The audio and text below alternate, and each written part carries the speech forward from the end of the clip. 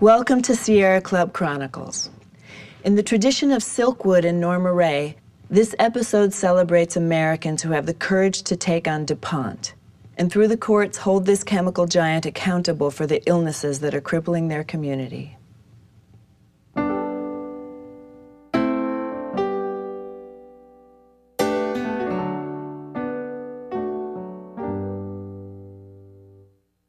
This area was really nice to grow up in. It was quiet. Living in the country, we didn't have a whole lot to do. So we would go to the bayous and the beaches and swim. We always created our own fun. There was no Walmart. There was no big grocery stores. You did a lot of shrimping and a lot of oystering and made your living from the boats and from the water. At the time, I guess we were kind of in an economic slump. A lot of people were looking forward to good paying jobs.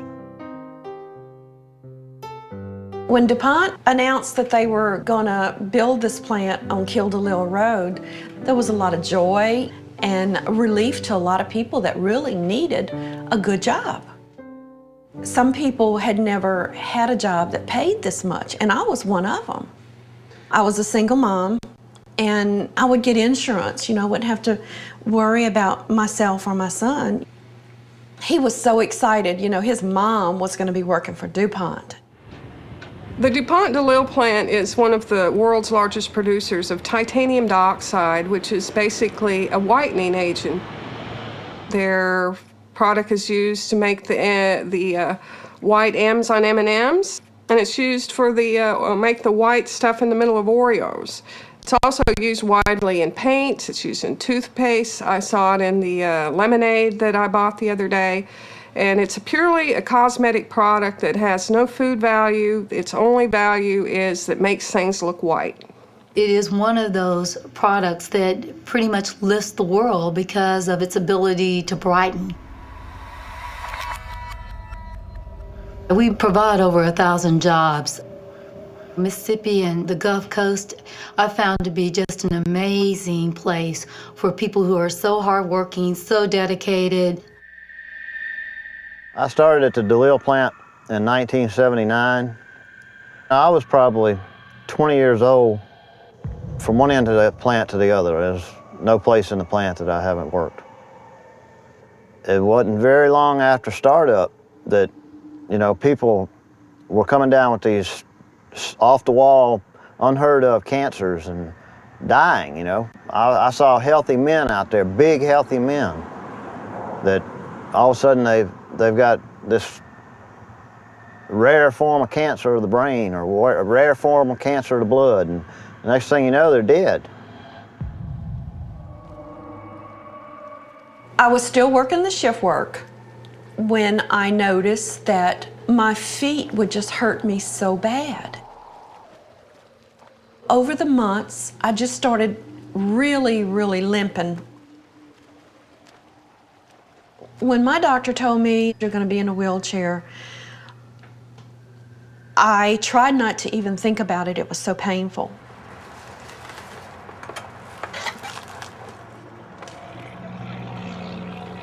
I just kept struggling and trying to do my job.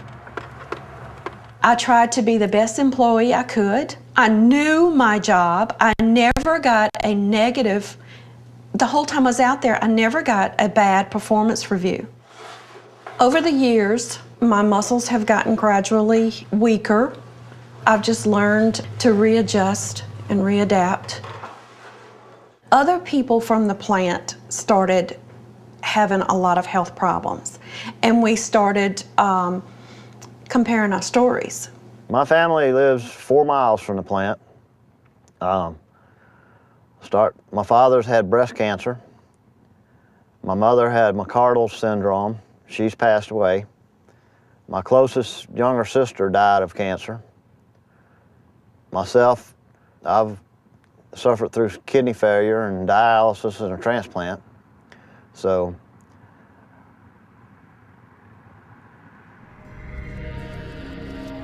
it didn't take a doctor or a scientist to figure it out. hey, you know, these guys are we're all working here, so, you know, it's got to be something here. In 2 generations, the only thing changed is there's a chemical plant built down there. It's not hard to make a connection if you live here and you watch it going on and you see it. Well, the most dangerous form of the chemical dioxin has been found at the Dupont DeLisle plant in DeLisle. Dupont officials confirmed that the compound TCDD, which is associated with Agent Orange, was discovered during tests at the plant. The kind of pollution that's coming from Dupont DeLisle is in all different spectrums. Dioxin is one of the biggest byproducts of producing titanium dioxide at Dupont DeLisle plant.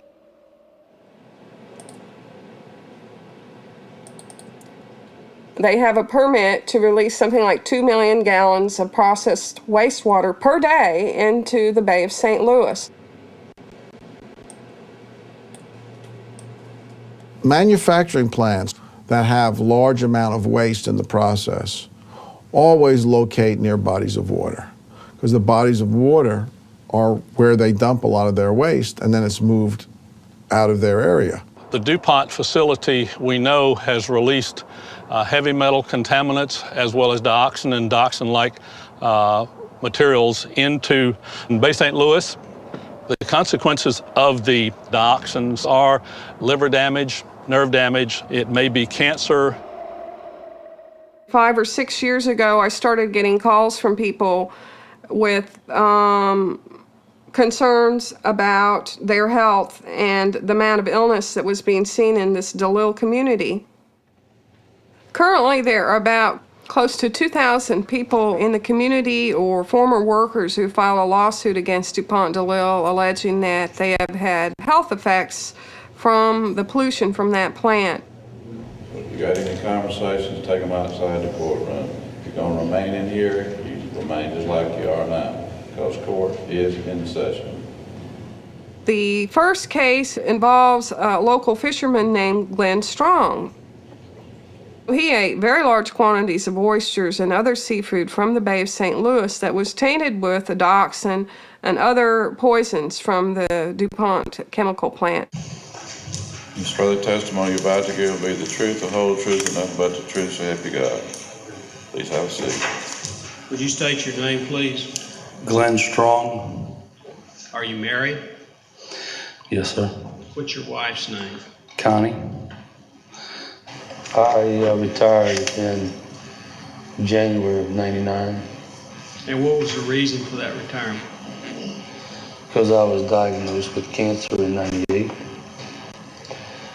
For 10 days they did tests on me. Bone scans and bone marrow tests and x-rays.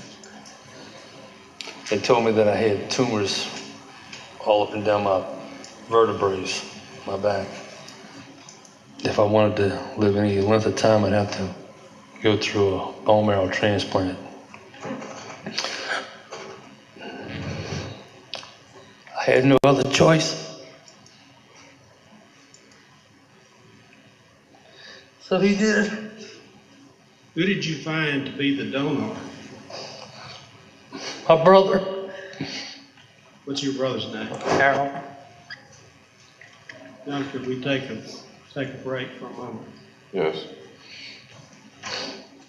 The trial has begun with DuPont, some 2,000 lawsuits filed. And I'm going to tell you, folks, the entire nation's watching this. We were contacted by Terry Gooding during yesterday's show, toward the end of the show, and he indicated that he was the Chief Public Affairs Officer at DuPont DeLisle Chemical Plant. And you wanted to chat, and you suggested that there was another side to this whole situation.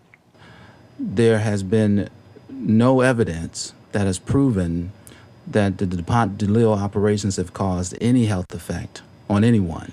Well, Terry, but still, with all that said, did you know, or had you feel that there were traces of dioxin there at DuPont before you came to work there? Yes, I did. In fact, I'm well aware that there is dioxin that's generated at the plant. But Let me ask you a question. Did you know if you drive a vehicle that you generate dioxins whenever you get in your vehicle and drive your car down the street? Dioxin is generated when we go out and barbecue in our backyards, when we get in our vehicles, when we get in our boats.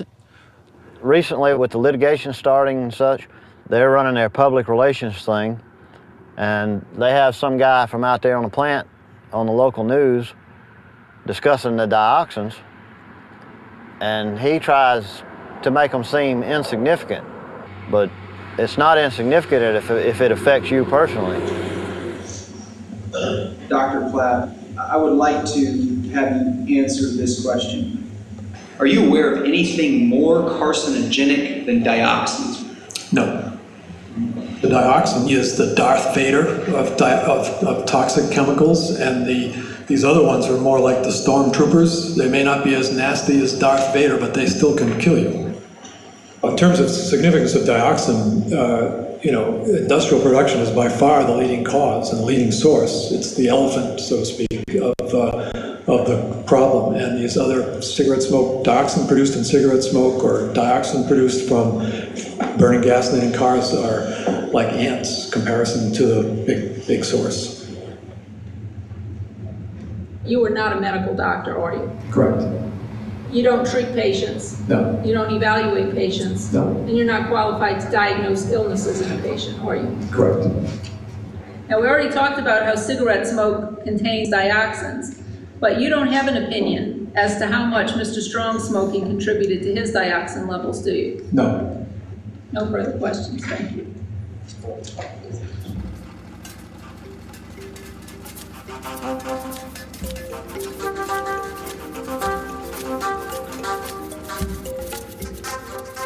At first, I trusted them. They seemed like a giant family business, and they were easy to trust. Dupont says that they're one of the safest companies in the world to work for. And I worked there almost 13 years, and there's no doubt they are a safe company to work for when you know what you're dealing with. Unfortunately, they didn't tell us everything. They're a chemical company. They know what happens when there's a chemical reaction goes on. They know all the little intricate details about it. When I was there was never any talk about dioxins, and we thought we knew everything, that they were being upfront with us. You swear the testimony you're about to give be the truth, the whole truth, and nothing but the truth, so help you God. I do. I want you to tell the ladies and gentlemen of the jury how high the dioxin levels were in DuPont's titanium dioxide process. It is my opinion that the... Just tell what you know about what your conversation. What I know is that the plant sites, they all produce massive amounts of toxic dioxin and PCBs. I want you to succinctly tell the jurors how DuPont would treat the information about dioxins that it had. Succinctly. Succinctly? When they found massive amounts of dioxin, they delayed in telling the employees about it.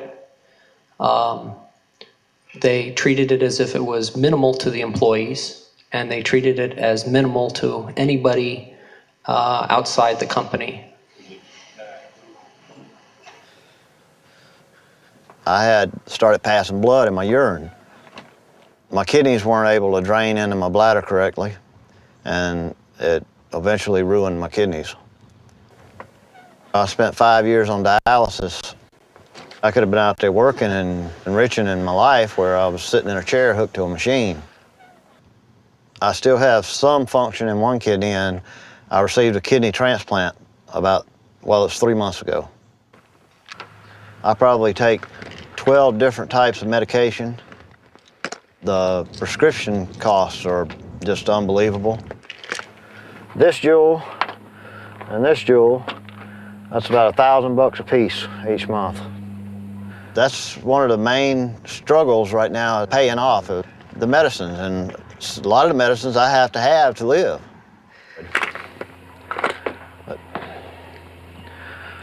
So it keeps me going.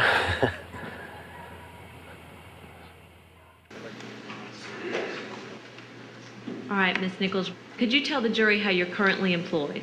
Yes, I am the DuPont plant manager for DuPont DeLille. Let's talk a little bit about the work that the plant does with the regulators, the Environmental Protection Agency, the Mississippi Department of Environmental Quality. What is the interaction with the regulators? We've always been very open, very transparent. I know I am. I don't have anything to hide. I'm going to do what's right, whether, someone's coming through the gates looking at it or not.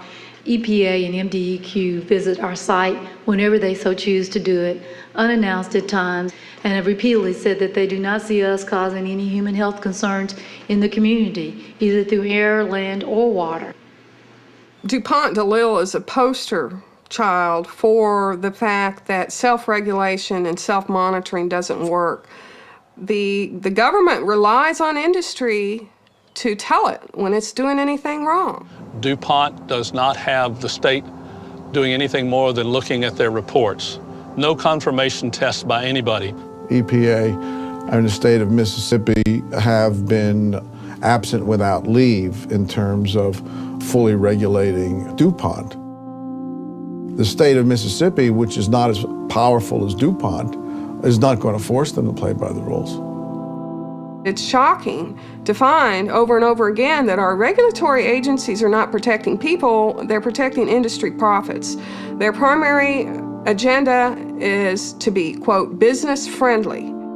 Their agenda is to give permits to pollute so people like Dupont DeLille can stand up there and say, we are meeting all our state and federal environmental laws. The people who live near these plants that are being deregulated are paying the price for deregulation because they have a higher risk of air contamination, water contamination, dust contamination in their homes and where they work.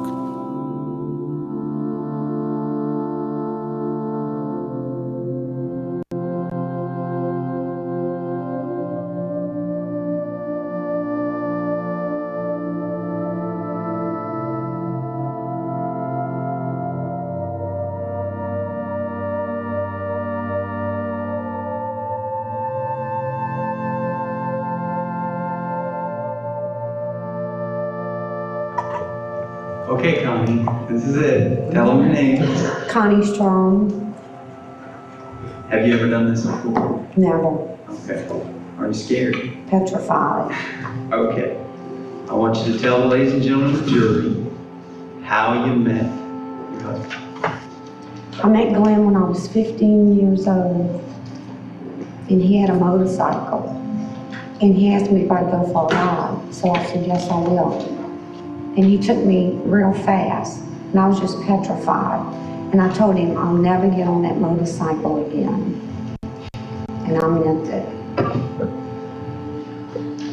He bought a motorcycle after we were married, and we started riding every day, down the beach to the bayou. That was our time to be together and to just relax. When he came home to you and said, call the doctor, my back's hurting me. Have you all ever gotten on a motorcycle together and rode again? No. Every single night for 7 years, I wake up 2 and 3 times a night and go in that bedroom to make sure he's still breathing. And that's been going on for 7 years. When I get up in the morning, first thing I do is go in that bedroom, make sure he's breathing. And I'll probably do it to the end. Connie, those are all the questions I have for you. The day I quit that plant, I turned around and I said, if I ever find out what's wrong with me is because of this plant, heaven can only help them. But I didn't pursue it. Who was I, this little country girl, a mile and a half from here to fight DuPont? Who was I? DuPont is asking for new permits to expand their production. I feel that if they expand, then there's going to be more pollution released to the air. The people from the community and from the Sierra Club are going to this hearing tonight to express our thoughts and our concerns about DuPont expanding. State law requires that when an industry's going after a new permit, that public input be taken. That means that a public hearing will be held.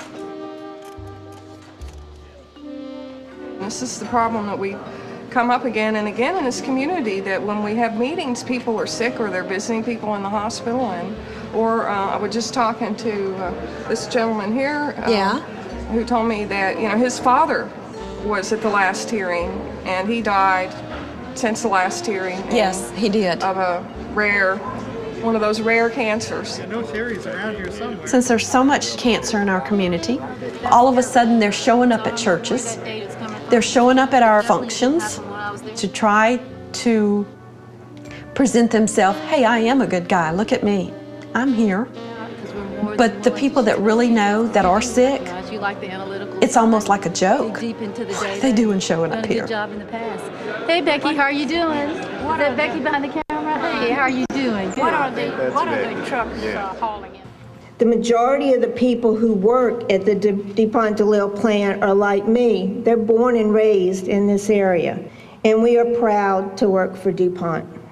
And I'm here to tell you I don't have anything wrong with me.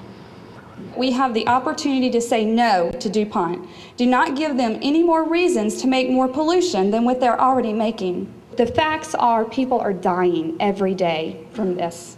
Thank you. Thank you. There is a fatalistic attitude, knowing that the permit will be approved. No matter what you say, they're going to be allowed to expand. When we first started this case, I asked you to try to stay focused on what the case is about. And what the case is about is whether DuPont caused Mr. Strong's illness. The case is not about whether you believe DuPont is a good company or a bad company. We're going to run through this quickly because I know by now you know this, that there are other sources of dioxin. You heard Mr. Strong yesterday say that his family barbecued once a week for many, many, many years. And barbecuing in the backyard is one of the things that produces dioxin. We know that Mr. Strong was a smoker and that his wife is a smoker, and that between the two of them, they've smoked literally about 500,000 cigarettes over the past 30 years. We heard from their experts that there's this elephant in the room. Well, there is an elephant in the room, and it's Mr. Strong's cigarette smoke. With all due respect to Mr. and Mrs. Strong, if you conclude that the evidence shows DuPont did not make this man sick, then you need to award him no money. By the grace of God, Mr. Strong lived to this point. And you know, if he hadn't been given the opportunity to make it this far, you would have never heard the evidence about what's happening in DeLisle. All the experts who have come in this case have agreed that dioxins are carcinogenic. There's a lot of dioxins in that bay, a lot more than there should be. Now, where did they come from? Because you got a lot of evidence that they did come from DuPont. You could stack cigarettes to the sky and you wouldn't get as much dioxin as this thing puts out in a day. That's the elephant in the room. They have spent not a penny to find out what's going on in DeLisle. They won't take their employees' blood, don't want to know. Won't take any air stack samplings, don't want to know. Won't test oysters, don't want to know. Won't test house dust, don't want to know. This is the second largest chemical company in the world. We look forward to your verdict.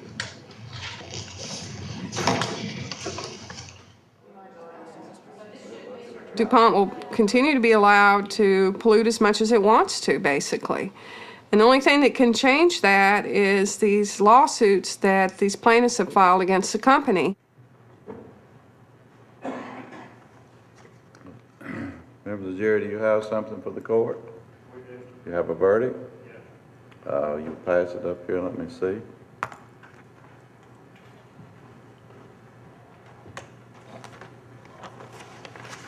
All right. You want to stand and read it for the court, please? We, the jury, find for the plaintiff, Lynn Strong, in excess of damages, $14 million.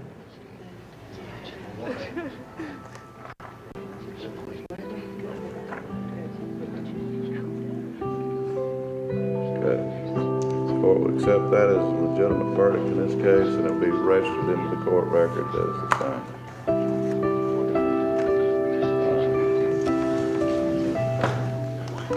If enough of these plaintiffs win their cases, it's just not going to be economical for DuPont to continue polluting this community. And it's unfortunate that you have to rest all your hope on a plaintiff lawyer when actually the government should be doing its job. DuPont is a multinational corporation, and they will survive this. Money will not replace lives lost due to pollutants in this community. The health problems that I personally have had, I definitely hold DuPont responsible. My family's health problems, I definitely think that DuPont is responsible. Makes me very mad.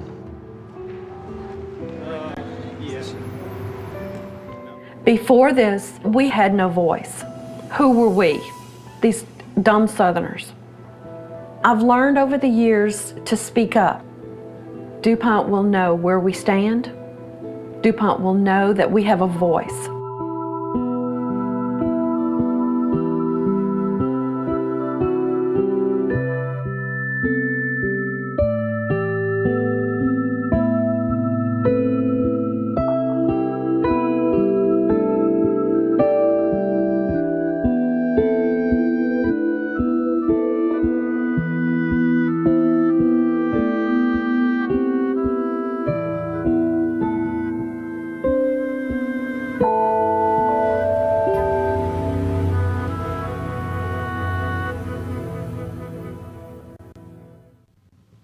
Despite this first court victory, the hundreds of ill residents and workers in DeLisle face an uphill battle. For updates on this story and information about what you can do to protect your community from toxic pollution, please visit us at sierraclubtv.org.